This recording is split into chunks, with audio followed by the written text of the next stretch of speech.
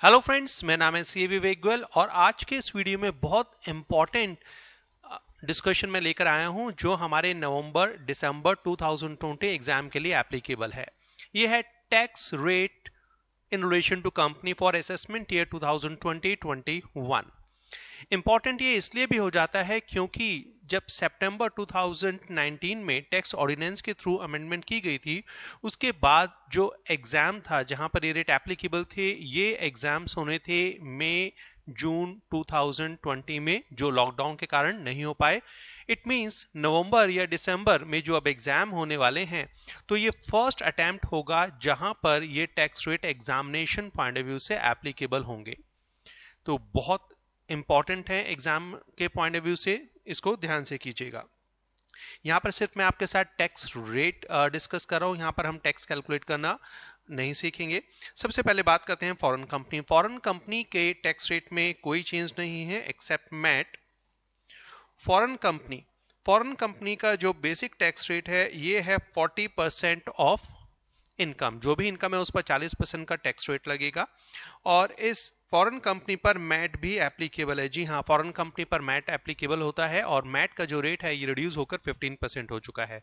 तो foreign company पर normal tax rate है 40%, मैट का रेट है 15% of book profit.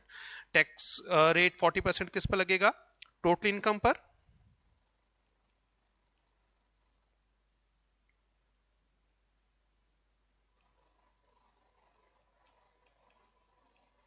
Total income पर। एंड ये 15% जो मैट है ये किस पर लगेगा? ये लगेगा ऑन बुक प्रॉफिट्स। ठीक है जी, बुक प्रॉफिट्स। सरचार्ज का रेट 2% ऑफ टैक्स, चाहे वो टैक्स नॉर्मल प्रोविजन में कैलकुलेट किया गया हो या फिर मैट के अकॉर्डिंगली कैलकुलेट किया गया हो। रेट है 2% of tax if income or book profit as the case may be exceeds 1 crore rupees but does not exceed 10 crore rupees. 1 crore रुपए तक की इनकम पर सरचार्ज एप्लीकेबल नहीं होता है। अगर इनकम 1 करोड़ को एक्सीड कर जाती है but does not exceed 10 crore, तो फॉरेन कंपनी के केस में सरचार्ज का रेट होता है 2%। और अगर इनकम या बुक प्रॉफिट 10 करोड़ को एक्सीड कर जाती है तो रेट इंक्रीज होकर हो जाता है 5%। हेल्थ एंड एजुकेशन सेस, जी हाँ, ये तो सभी पर एप्लीकेबल होता है। रेट है इसका 4% of tax and surcharge if any. अगर सरचार्ज है तो उस पर भी लगेगा, अदरवाइज टैक्स पर तो लगेगा ही लगेगा। फॉरेन कंपनी के लिए ध्यान रखिएगा, सिंगल रेट है, नॉर्मल रेट है 40% और मैट है 15%। मगर जो डोमेस्टिक कंपनी है यहां पर आपको बच्चे मल्टीपल रेट्स आपको याद रखने हैं। जनरली पहले सिर्फ एक रेट हुआ करता था और ये रेट हुआ करता था 30%। कुछ साल पहले अमेंडमेंट की गई और टर्नओवर के बेस पर छोटी कंपनीज को स्पेशल टैक्स रेट दिया गया। टैक्स ऑर्डिनेंस 2019 के थ्रू सितंबर में इकोनॉमी को बूस्टअप करने के लिए, कंपनीज को बढ़ावा देने के लिए 2 नए रेट भी इंट्रोड्यूस किए गए। तो इट मींस हमारे पास डोमेस्टिक कंपनी के 4 रेट्स हैं जो आपको एग्जाम के लिए याद रखने हैं। डोमेस्टिक कंपनी पहला रेट जो इंट्रोड्यूस किया गया थ्रू टैक्स ऑर्डिनेंस 2019, ये section 115 BAB, section 115 BAB, section 115 BAB।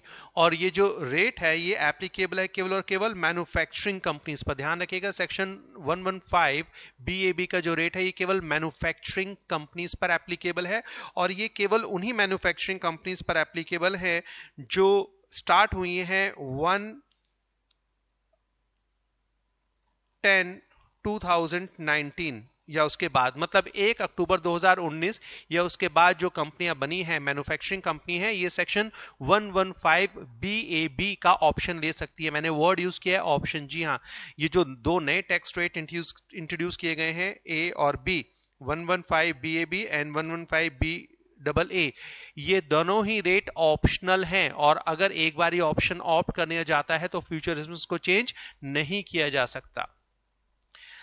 तो अगर एक मैन्युफैक्चरिंग कंपनी जो 1 अक्टूबर 2019 या उसके बाद सेटअप स्टार्ट की गई है, इसके लिए स्पेशल टैक्स रेट दिया गया है। रेट है सिर्फ और सिर्फ 15%। जी हाँ, रेट है केवल बेटा 15% ऑफ टोटल इनकम। और इंपॉर्टेंट चीज, इन कंपनीज के लिए मैट भी एप्लीकेबल नहीं है, इनके ऊपर मैट लगेगा ही नहीं। इंपॉर्टेंट थिंग, मतलब यहां पर मिनिमम ऑल्टरनेटिव टैक्स का जो कंसेप्ट है वो विड्रॉ कर लिया गया, यहां मैट लगेगा ही नहीं। नेक्स्ट थिंग, इन कंपनीज पर सरचार्ज का रेट है फ्लैट 10% ऑफ टैक्स। अब देखिए, फायदा है तो कुछ नुकसान भी है। फायदा है कि यहां पर 15% का टैक्स रेट है, फायदा है मैट एप्लीकेबल नहीं होगा, मगर सरचार्ज लगेगा बिना किसी थ्रेशोल्ड लिमिट के। मतलब अगर टैक्स कैलकुलेट कर रहे हो तो भाई साहब आपको उस पर सरचार्ज 10% कैलकुलेट करना पड़ेगा। यहां पर कोई थ्रेशोल्ड लिमिट नहीं है और रेट भी कितना है, 10%। तो ये स्पेशल सरचार्ज का रेट आपको दिया गया है। और 4% जो हेल्थ एंड एजुकेशन सेस है तो सभी के लिए एप्लीकेबल है, यहां पर भी सेम हमारे पास रहेगा। ठीक है, पॉइंट बी करवाता हूं, फिर इसके ऊपर कुछ कॉमन पॉइंट्स भी हैं जो आपको याद रखने हैं। दूसरा section 115 BAB sorry BAA manufacturing company के लिए था, और बाकी सभी कंपनीज के लिए स्पेशल टैक्स रेट दिया गया सेक्शन 15 BAA के अंदर। ठीक है, दूसरा पॉइंट, यहां पर कहा गया था ये 115 BAB एप्लीकेबल होगा केवल उन्हीं कंपनीज पर जो न्यू कंपनीज है, मतलब ऐसी कंपनी जो 1 अक्टूबर 2019 या उसके बाद बन रही हैं।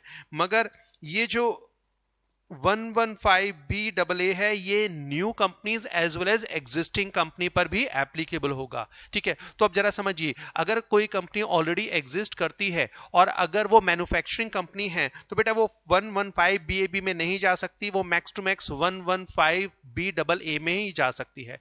अगर एक एग्जिस्टिंग ट्रेडिंग कंपनी है या नई ट्रेडिंग कंपनी है वो 115 BAB में नहीं जा सकती, उसे 115 BAA में जाना होगा, क्योंकि 115 BAB के लिए मैन्युफैक्चरिंग कंपनी होना जरूरी है। ठीक है, अगर एक नई कंपनी मैन्युफैक्चरिंग स्टार्ट करती है 1 अक्टूबर 2019 या उसके बाद, तो उसके लिए फायदा दिया गया है 15% का टैक्स रेट। ठीक है, यहां पर रेट है टैक्स का कितना, 22%। जी हां, रेट ऑफ टैक्स कितना है बेटा, 22%। अगेन इन कंपनीज के ऊपर भी मैट एप्लीकेबल नहीं है, तो ये दो इंपॉर्टेंट पॉइंट दिए गए। Section 115 BAB manufacturing company, new manufacturing company, rate है 15%, सरचार्ज मैट 0 हो जाएगा, सरचार्ज 10%। ठीक है, एनी अदर कंपनी एग्जिस्टिंग और न्यू जो 115 BAA ऑप्ट करती है इसके लिए रेट होगा 22%। यहां पर मैट एप्लीकेबल नहीं है और सरचार्ज यहां पर भी कितना है, 10% टैक्स, यहां पर भी कोई लिमिट एप्लीकेबल नहीं है। और हेल्थ एंड एजुकेशन सेस का जो रेट है वो कितना है हमारे पास, वो है बेटा 4%। ठीक है, अब इन दोनों कंपनीज के लिए कुछ इंपॉर्टेंट पॉइंट आपको ध्यान रखने हैं। ये जो पहली मैन्युफैक्चरिंग कंपनी है, ये तो मैंने आपसे कहा कि न्यू कंपनी होनी चाहिए। इन दोनों पॉइंट्स के लिए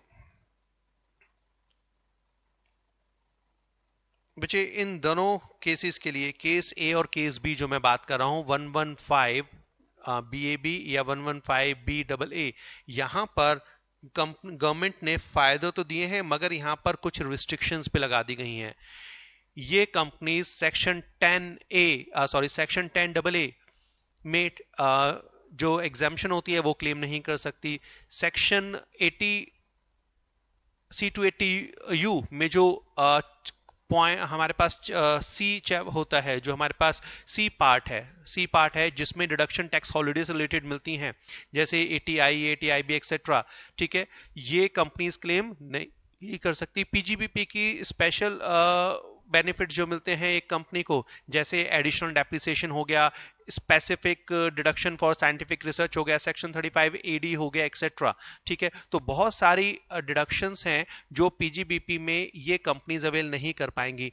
देखिए, ये जो section 115 BAB and BAA introduce किए गए हैं, ये ऐसी कंपनीज के लिए दिए गए हैं जो कंपनीज शायद इन सेक्शंस में टैक्स बेनिफिट क्लेम नहीं करती। एक मान लीजिए, एक बड़ा छोटा सा एग्जांपल मैं आपको देता हूं, XYZ है।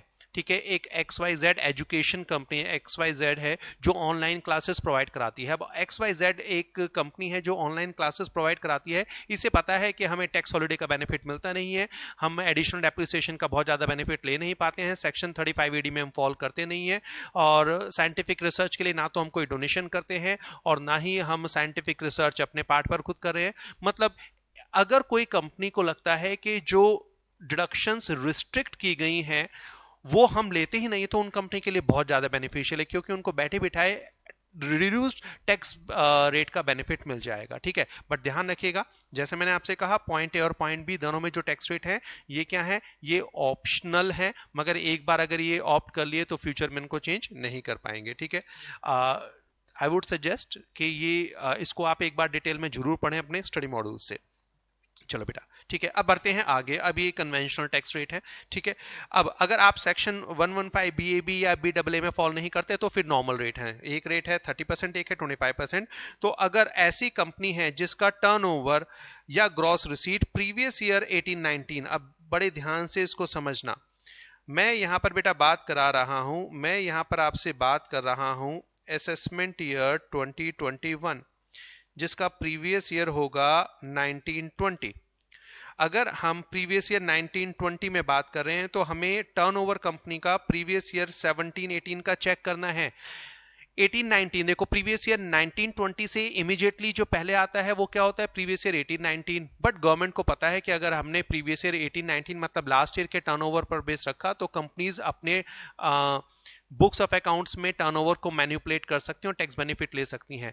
कंपनी ने, गवर्नमेंट ने एक साल का गैप दे दिया। अब जरा ध्यान से समझिए, प्रीवियस ईयर क्या हुआ 17-18, प्रीवियस ईयर हुआ 17-18 और इसकी जो रिटर्न जाने की जो डेट होगी जनरली वो रही होगी 30 सितंबर 2018, ठीक है। और ये जो ठीक है, और ये जो रेट दिए गए थे ये दिए गए थे फाइनेंस एक्ट 2020 में। फाइनेंस एक्ट 2020 कब आया था, फरवरी 20। तो इसका मतलब कंपनी की रिटर्न ऑलरेडी सबमिट हो चुकी होगी, बुक्स ऑफ अकाउंट सबमिट बन चुकी हैं, ठीक है, ऑडिट हो चुकी है, तो कंपनी मैनिपुलेट नहीं कर सकती, इसीलिए एक साल का गैप रखा जाता है यहाँ पर, ठीक है। जब से ये प्रोविजन आया आप उठाकर देखिए, इमीडिएटली लास्ट ईयर नहीं, एक साल छोड़कर हमेशा उसका टर्नओवर दिया जाता है। तो हम प्रीवियस ईयर 1920 मतलब असेसमेंट ईयर 2021 के टैक्स रेट की बात करें तो अगर किसी कंपनी का turnover for previous year 17-18 400 crore को एक्सीड नहीं करता तो कंपनी कंसेशनल रेट ले सकती है 25%। हाँ, इस कंपनी के ऊपर मैट भी एप्लीकेबल होगा जो होगा 15%। यहां पर कंपनी के ऊपर सरचार्ज का रेट होता है 7% of tax if income or book profit, ठीक है, बुक प्रॉफिट मैट के केस में exceeds 1 crore but does not exceed 10 crore. और अगर कंपनी का इनकम कंपनी की इनकम या बुक प्रॉफिट 10 करोड़ को एक्सीड कर जाता है तो सरचार्ज का रेट हो जाता है 12%। और अगर domestic company A B C में फॉल नहीं करती या ए और बी को ऑप्ट नहीं करती तो फिर नॉर्मल कंपनीज है, इनके लिए नॉर्मल टैक्स रेट होता है 30%। मैट का एप्लीकेबल जो रेट है करंटली वो है 15% और सरचार्ज का रेट है 7 और 12%। और हेल्थ एंड एजुकेशन सेस तो सभी केसेस में बेटा एप्लीकेबल होता है, ठीक है।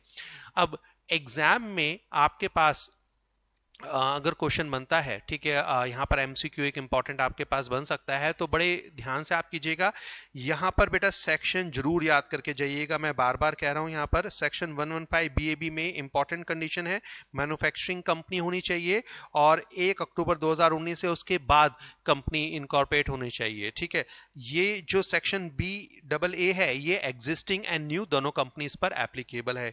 इन दोनों ही केसेस में मैट एप्लीकेबल नहीं है, सरचार्ज का रेट फ्लैट है 10% of tax without any threshold limit और हेल्थ एंड एजुकेशन सेस 4% आपके पास रहेगा ही रहेगा, ठीक है।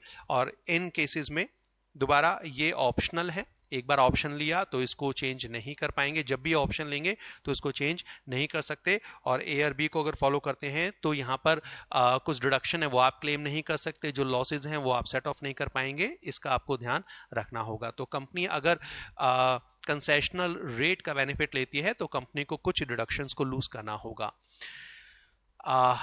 बहुत इंपॉर्टेंट वीडियो है बेटा, पसंद आया तो प्लीज लाइक करने में कंजूसी मत करना, अपने सभी फ्रेंड्स के साथ शेयर करना, क्योंकि दिसंबर 2020 और नवंबर 2020 में जो एग्जाम होने वाले हैं पक्का इनकम टैक्स के पार्ट में आपका ये क्वेश्चन बनेगा ही बनेगा।